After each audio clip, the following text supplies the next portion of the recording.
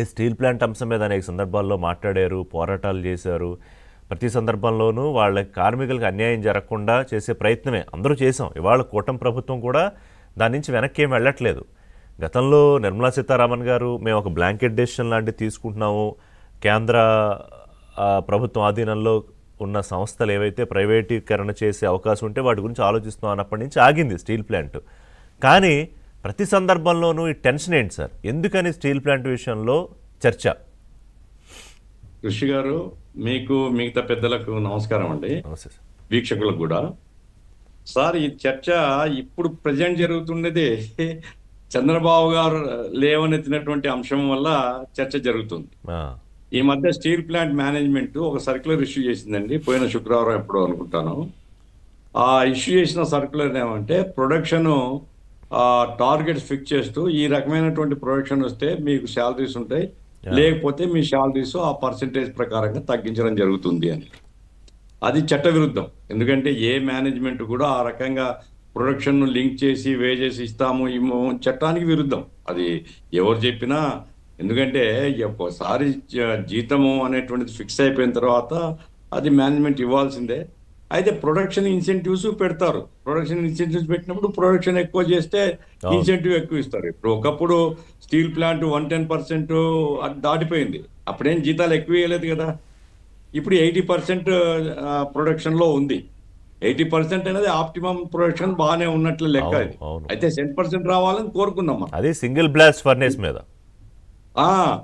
కాబట్టి అది మిగతా 2 బ్లాస్ట్ ఫర్నేస్లు కనుక తయారైపోతే ప్రొడక్షన్ 110 ఇంకా మించిపోతుందండి. తర్వాత రెండవది ఋషి గారు ప్రత్యేకత ఏమంటే విశాఖ స్టీల్ ప్లాంట్ యొక్క ప్రొడక్షన్ ఆగదండి. ప్రొడక్షన్ బయట మార్కెట్లో చాలా డిమాండ్ ఉంది.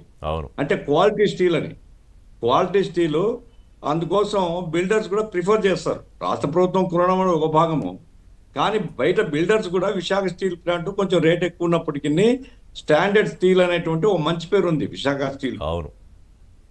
అయితే బయట దేశాల్లో మార్కెట్ సంపాదించుకోవాలని మొదట ప్లాను, అది ఎంత ఉందో ఏమో నాకు ఆ వివరాలు తెలియవు. కానీ ఇప్పుడు సమస్య ఏమిటి సార్? ఇప్పుడు ప్రైవేటైజేషను అంటే ఏమిటి అనేది ఇప్పుడు ప్రశ్న వస్తుంది. అంటే మొత్తాన్ని ఆక్షన్లు పెట్టి ప్రైవేట్ యజమానికి ఇచ్చేస్తున్నారు అనేటువంటిది ఇప్పుడు కొత్తగా ఇప్పుడే ఆరోపణ కాదు.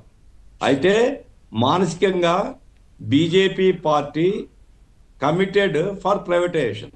అది రహస్యం కాదు, వాళ్ళు చెప్పేది, వాళ్ళు ఓపెన్ గా చెప్పేదే అది. అందుకోసం స్టీల్ ప్లాంట్ ను కాపాడుకోవాలని కోరిక తప్పు కాదు. ఎందుకంటే స్టీల్ ప్లాంట్ ప్రైవేటైజ్ చేస్తారు అనేటువంటి ఒక చర్చ గతంలో నడిచింది, ప్రభుత్వం చెప్పింది, పార్లమెంట్ లో ఆన్సర్ చేసింది, మేము ప్రైవేటైజ్ చేయబోతున్నాం అని చెప్పారు. అయితే ఈ మధ్య మార్పు ఉంది అనేటువంటి చెప్తున్న సంతోషం. వాళ్ళు కనుక మేము ప్రైవేటైజ్ ప్రభుత్వం వచ్చాక మోదీ గారు సరే కన్విన్స్ చేసో నిర్మలా గారితో మాట్లాడో, ఓ పక్కన చంద్రబాబు నాయుడు గారు, పవన్ కళ్యాణ్ గారు ఏదో ప్రయత్నం చేస్తున్నారు. ఓకే, నాకేం అభ్యంతరం లేదు. నేను చెప్పేది ఏమిటంటే ఇప్పుడు కార్మికులు ఊరికే వాళ్ళు ఏదో గోక్కుంటున్నారు కాదండి. సెంట్రల్ గవర్నమెంట్ యొక్క ఫిలాసఫీ అది ఉంటే ఎప్పుడైనా ఒక కత్తి మెడ మీద ఉంటుంది అనుకోండి, ప్రతివాడు ఎప్పుడు మీద పడుతుందో అనేది ఉంటుంది కదా. ఇప్పుడు ఏం చేస్తున్నారు స్టీల్ ప్లాంట్ లో?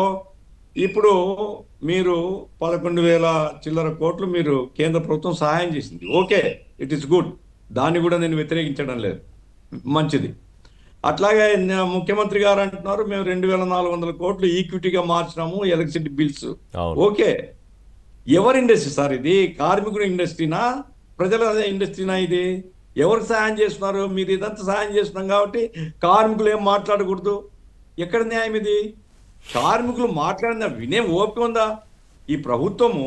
ఈవెన్ చంద్రబాబు నాయుడు, లోకేష్ గారు ఎవరైనా కార్మిక సంఘాలతో కూర్చొని మాట్లాడినారా?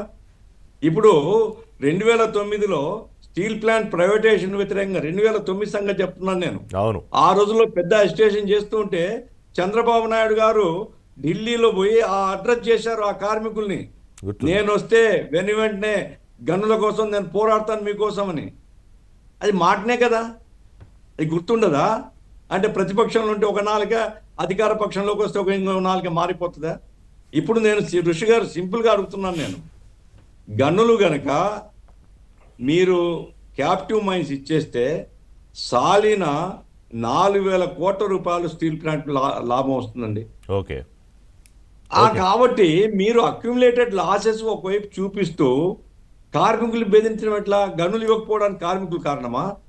మీరు టాటాకి ఇస్తారా గనులు? జిందాల్కి ఇస్తారా? ఇస్తున్నారుగా, ప్రైవేటు లేకపోతే ప్రైవేటు వేదాంతకి ఇస్తారా? ప్లాంట్లకి, జిందాల్కి, టాటాకి, వీళ్ళకి ఇస్తున్నారు. ఆ?